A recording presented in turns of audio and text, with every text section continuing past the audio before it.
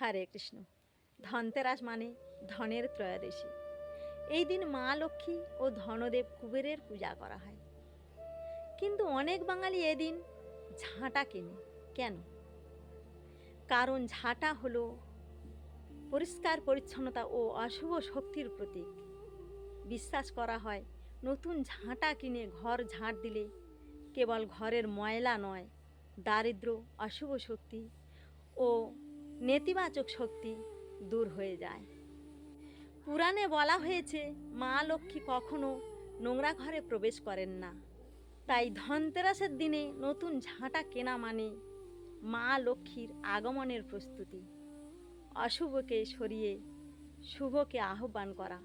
তাই এবছরের ধনতেরাসের দিনে আপনি যখন ঝাঁটা কিনবেন মনে রাখবেন আপনি ঝাঁটা নয়, আপনার ভাগ্য পরিষ্কার করছেন। হরে কৃষ্ণ, হরি বল।